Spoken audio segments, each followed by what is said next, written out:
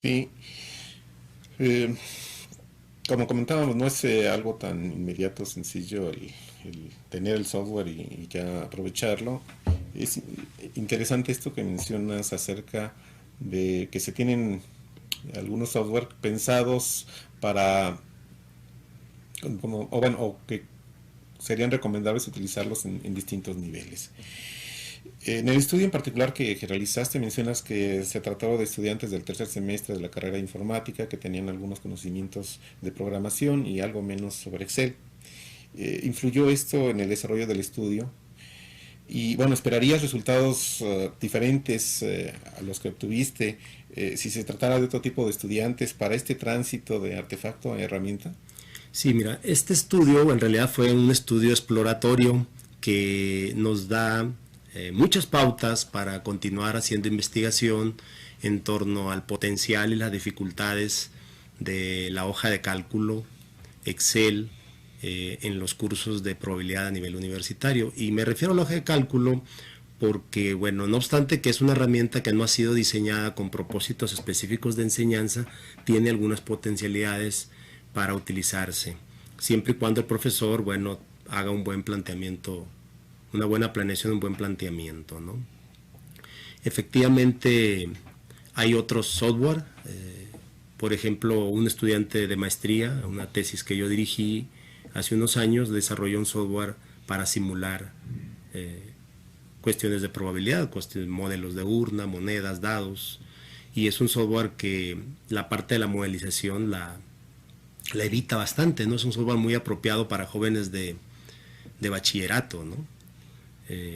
Precisamente lo desarrollamos pensando en jóvenes de bachillerato por lo que sabemos de antemano que implica la dificultad de construir un modelo en un ambiente totalmente abierto como lo es la hoja de cálculo, ¿no?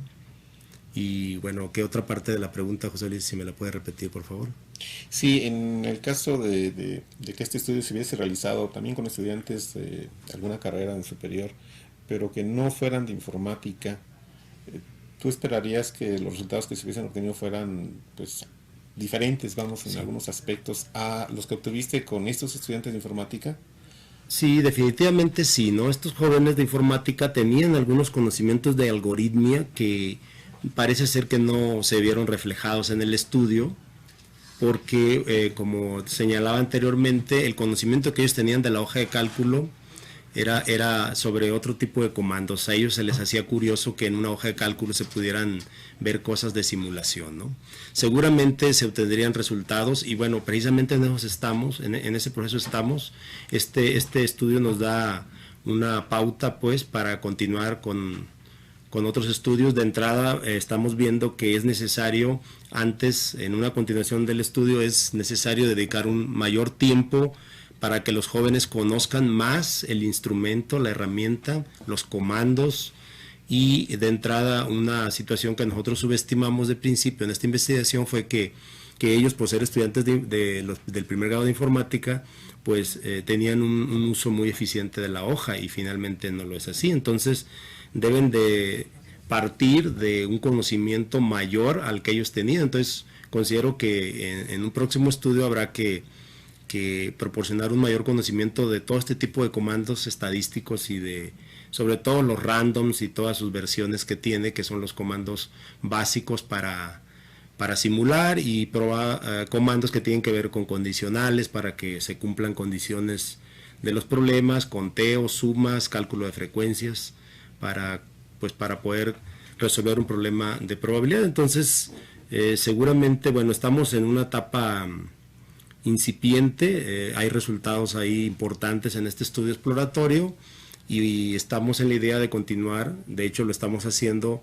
este semestre. Hemos hecho un estudio con otro software que se llama, es un software que se denomina Fathom, es un software que sí está pensado para la enseñanza de la estadística y que es mucho más flexible que Fathom. Entonces ya hemos encontrado ahí algunos resultados mucho mejores que los que obtuvimos con estos jóvenes.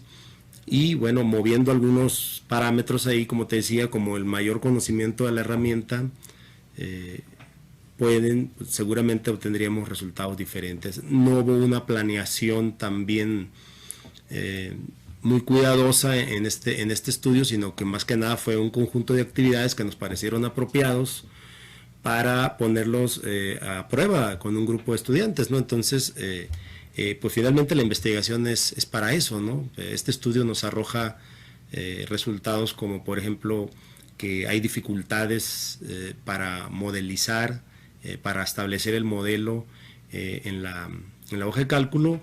También hay una concepción ahí que estamos identificando en los estudiantes, que ellos están muy acostumbrados a trabajar con el enfoque clásico de la probabilidad y siempre eran estaban muy atraídos por la fórmula clásica de la probabilidad, y muchos estudiantes en el estudio pues recurrían a ella porque les permitía, se les hacía más fácil resolver el problema con el enfoque clásico. Claro, los problemas que les planteamos eran problemas sencillos en los que el espacio muestral podría ser definido de manera sencilla, y que bueno, ellos identificaban los favorables entre el total y con algunas fórmulas ahí de Excel llegaban al resultado, ¿no? Entonces esa concepción la identificamos, y en un principio, bueno, ante la insuficiencia de estudios que hay sobre este tipo de temas, y con la hoja de cálculo Excel no lo habíamos previsto, ¿no? Entonces parece ser que esa influencia de ver a la hoja de cálculo como una hoja de cálculo, o sea, el potencial de cálculo, inhibió un poco el uso de la simulación, que les parecía a ellos de pronto más complicado simular que usar las fórmulas clásicas de la probabilidad. Bien.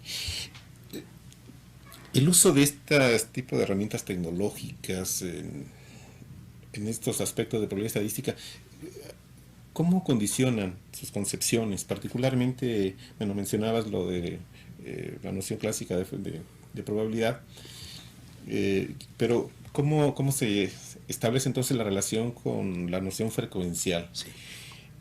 Y bueno, y también aprovecho para añadir, ¿qué importancia tiene el enfatizar este enfoque frecuencial? Me parece que has hecho una pregunta muy interesante, José Luis. La enseñanza tradicional de la probabilidad ha enfatizado durante mucho tiempo en el enfoque clásico de la probabilidad, en el cálculo de probabilidades, y muchas veces hasta restringidos al campo de los juegos de azar, ¿no? Entonces, creándole pues al estudiante una visión muy parcial de lo que realmente es la teoría de la probabilidad. Entonces, pues con frecuencia en el currículo se enfatiza mucho en el estudio de técnicas de conteo, por ejemplo, que en realidad no es un tema de probabilidad las técnicas de conteo, de lo que es en sí la probabilidad, porque bueno, queremos que nuestros estudiantes sean muy hábiles para calcular probabilidades, y queremos que calculen permutaciones, combinaciones y las diferentes variantes que hay, que construyan diagramas de árbol, diagramas de Venn, lo cual pues definitivamente es importante, pero la enseñanza de la probabilidad no debe, y eso ya hace mucho que está sugerido por los investigadores. Hay muchos artículos, hay mucha literatura en torno a ello que sugiere que el enfoque clásico se complemente con el enfoque frecuencial, porque el enfoque frecuencial mejora las intuiciones probabilísticas de los jóvenes, que es una parte que muchos estudios han mostrado que los estudiantes, incluso personas que están entrenadas en probabilidad, tienen un bajo razonamiento probabilístico. Entonces la idea de complementar el enfoque frecuencial con el clásico es precisamente para mejorar ese tipo de aspectos, ¿no? Por ejemplo, y el enfoque frecuencial se puede trabajar muy bien pues, en un ambiente computacional a través de la simulación, ¿no? Porque te permite que tú repitas una gran cantidad de veces un mismo experimento, y eso es factible hacerlo con el software. A la vez de que, bueno, el joven puede ver la diferencia que hay entre un modelo y la realidad. El enfoque frecuencial sería la realidad, nos está arrojando resultados empíricos que podemos contrastar con lo que dicen las fórmulas clásicas. De esta manera el joven puede ver que realmente hay concordancia con el modelo matemático clásico, con lo que el enfoque frecuencial está dando, y eso es una cuestión muy importante en matemáticas. Si no concuerdan es porque a lo mejor algunos supuestos del modelo matemático no se están cumpliendo, o hay algunos errores en la simulación, ¿no? A la vez que está simulando, bueno, estas representaciones que tienen los software, por ejemplo, tú puedes ver, o el estudiante puede ver las rachas, por ejemplo. Si tú realizas 1000 simulaciones de una moneda, tú puedes ver cómo fueron apareciendo esos resultados y ves el concepto de aleatoriedad, que es un concepto que en el enfoque clásico pues que está totalmente oculto, ¿no? Tú puedes ver el concepto de aleatoriedad, explorar con tus estudiantes intuiciones que tienen acerca de la aleatoriedad, tamaños máximos de rachas, alternancias. Eso se puede ver fácilmente en casi en cualquier herramienta tecnológica que permita la simulación. También puedes ver otra situación muy importante como lo es la ley de los grandes números, que el joven vea que en la medida de que el número de repeticiones de un experimento se incrementa, pues la frecuencia del evento de interés pues se estabiliza. Al principio hay una gran variabilidad, pero pues conforme se incrementan los lanzamientos o las repeticiones, pues esta frecuencia se estabiliza y tiende a aproximarse al valor de la probabilidad clásica. En fin, en suma, yo diría pues que es altamente recomendable complementar ambos enfoques. No lo digo yo, lo dice la literatura, lo dicen muchos estudios, y el enfoque frecuencial con el enfoque clásico es un importante aspecto en la enseñanza de la probabilidad. Y para el enfoque frecuencial pues se requiere tecnología computacional, porque sabemos pues que implementar este enfoque de manera manipulativa en una clase pues lleva mucho tiempo, aunque puede realizarse incluso sobre todo en los niveles más inferiores de la educación, como es en la educación primaria, incluso en la secundaria, ¿no? Sí, pero como mencionas, este tipo de software permite el que se puedan hacer muchísimas simulaciones, el que se pueda hacer la distinción entre lo que sería un resultado parcial, con pocos experimentos, digámoslo así, y lo que es ya ver las tendencias, lo que de manera global se obtiene cuando se repiten las cosas muchas veces y ya no nos fijamos simplemente en el resultado particular en un momento dado, sino lo que ya nos da esa gran diversidad de experimentos que se hayan realizado. Así que, pues particularmente esto, digamos, destaca la importancia de poder utilizar la simulación y lo que comentábamos hace un rato, que las herramientas tecnológicas nos permiten, este tipo de herramientas, tratar situaciones más complejas. O sea, Es. algo que solamente podíamos como platicar en un momento dado en el salón de clase, decir, bueno, si seguimos haciendo simulaciones, entonces nos vamos a ir acercando hacia tales resultados y demás.